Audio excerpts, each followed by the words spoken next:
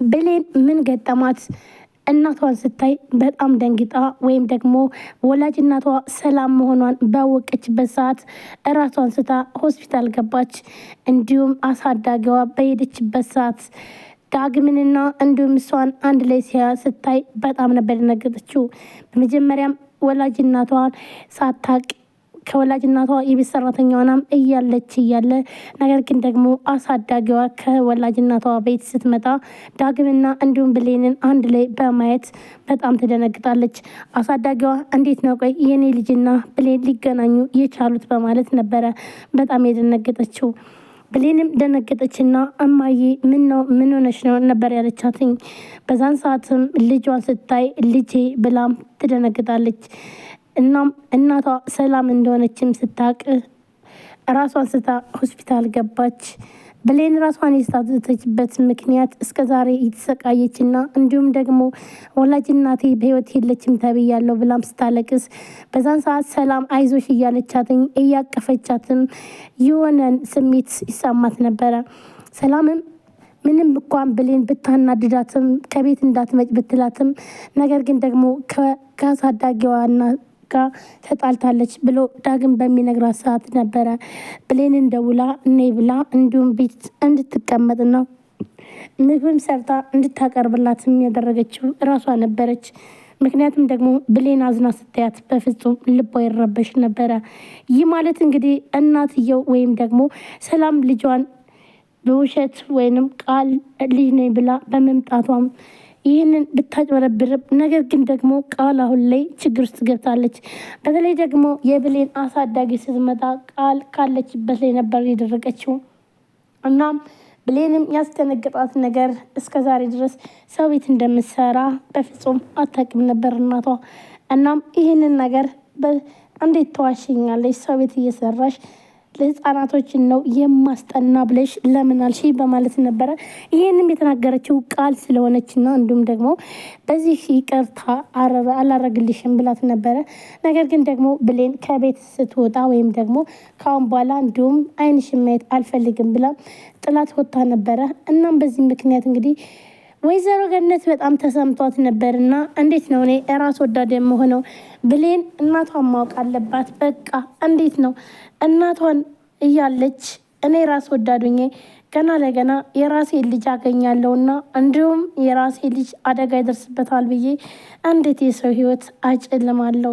ስለዚህ እቺ ልጅ ግዴታ ወላጅ እናቷን ማወቅ አለባት። ወላጅ እናቷ በህይወት እያለች እኔ ግን ደግሞ እናትሽ ሞታለች ብዬ አሳዝኛታለሁ። እናም ፈጣሪም ይቅር አይለኝም። ስለዚህ ሁሉም ነገር ይቅርና የመጣውን ነገር እቀበላለሁ ብላም ነበረ ወደ ብሌን እናት ወይም ደግሞ ወደ ሰላም ቀጥ ብላ ወደ ቤት የሄደችው የወይዘሮ ገነት ለመናገር ወስና። እንዲሁም ዳግም እንግዲህ ከፈለገ እንግዲህ ፈጣሪ ከፈቀደ እኔ እና እሱን ያገናኘን፣ ካልተገናኘንም በቃ የልጅቷን ምንም እንኳን ባልወልዳትኝ ልጄ ናት አሳድጊያታለሁ። ስለዚህ እንደዚህ ልቧ ተሰብሮ ማየት አልፈልግም ብላ ትወስናለች።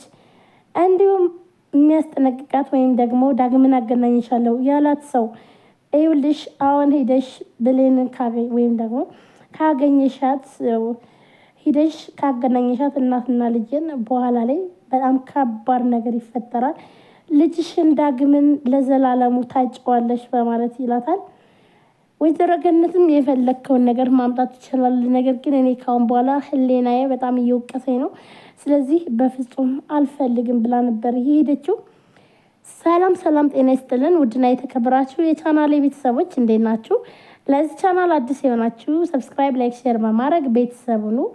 ቤተሰባችሁም ከልብ ነው የማመሰግነው። ውድ ቤተሰቦች ዛሬም በአዲስ ቪዲዮ አደራ ቀጣይ ክፍል ይዤላችሁ መጥቻለሁ። ብሌን ምን ደረሰባትስ? ምን ገጠማት? እንዲሁ ሰላም እንግዲህ ትክክለኛ ልጇ ብሌን እንደሆነች እና እንዲሁም ደግሞ ቃል እያጭበረበረቻት እንደሆነም ስታቅ ምን ተሰማትኝ?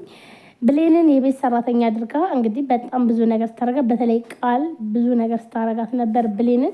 በተለይ ደግሞ ልብሶችን ስትለብስ እንዴት አንቺ የሚያምርብሽን ልብስ በፍጹም መልበስ የለብሽም እያለች ልብሶቿን እያሽከረከረች እየጣለች ካሁን በኋላ ይህ ልብስ በቂሽ ነው፣ ይህንን ነገር መጣል አለብሽ ትላታለች። እንዲሁም በተለይ ከዳግም ጋር ስታወራ ስታይ በጣም ነበር የተናደደችው። ዳግም በእኔ ምክንያት በጣም ብዙ አሰቃየው ይላታል። ምክንያቱም ደግሞ ዳግም ፍላሹን እንግዲህ እንደሰረቀና እንዲሁም ደግሞ ያ ፍላሽ ሲፈለግ ግን ብሌን የት ሄደ ስትባል ብሌን ደግሞ እኔ ወስጀዋለሁ በማለት ትመልስለታለች። ማን ነው ዳግም ነው ግን አላለችም። ዳግምን ማጋለጥ አልፈለገችም።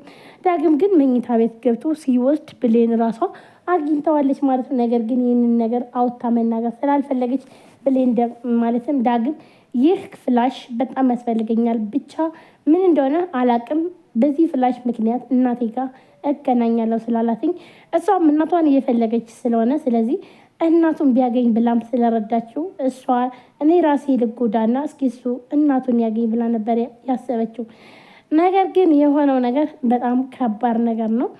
ሆኖም ግን ፍላሹን ሰጥቷት አስቀምጣ እያለ ብሌን ተብያ ማለትም ቃል ተብያዋ እንግዲህ ስትወስድባት ተደብቃ እሷ ስታስቀምጠው ከትራሷ ስር እናም ለበኃይሉ ልሰጠው ወስና ነበረ።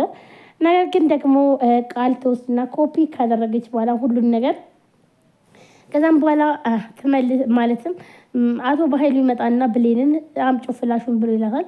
ብሌንም ካስቀመጠችበት ስታይ ግን ያን ፍላሽ በፍጹም ልታገኘው አልቻለችም። ፈለገች፣ ነገር ግን ደግሞ ልታገኘው አልቻለችም ማለት ነው። አቶ በኃይሉም በጣም ይበሳጭና እንዴት እንደዚህ ታደርጊያለሽ? ይሄ እኮ በደቂቃዎች ውስጥ ህይወቴን የሚመሰቃቀል ነው። ስለዚህ ግዴታ ከየትም ብለሽ ቢሆን ማምጣት አለብሽ ብሎም ይጮባታል ማለት ነው። እናም ደግሞ ያው እንግዲህ እንካፍ የሆነች ልጅ ይሄን ነው መሰለኝ የምትፈልጉት ጥለው እኮ ውጭ ላይ አግኝቸው ብላ ቃልም እንግዲህ ጣም ተሰጠዋለች። የሰጠችው ግን ኮፒ አድርጋ ሁሉንም መረጃ ይዛ ነው እንግዲህ ቃል ምን ይገጥማታል። እንዲሁም ደግሞ አቶ በኃይሉና ቃል እዛ ቤት እንግዲህ ተባብለው ነው የገቡት።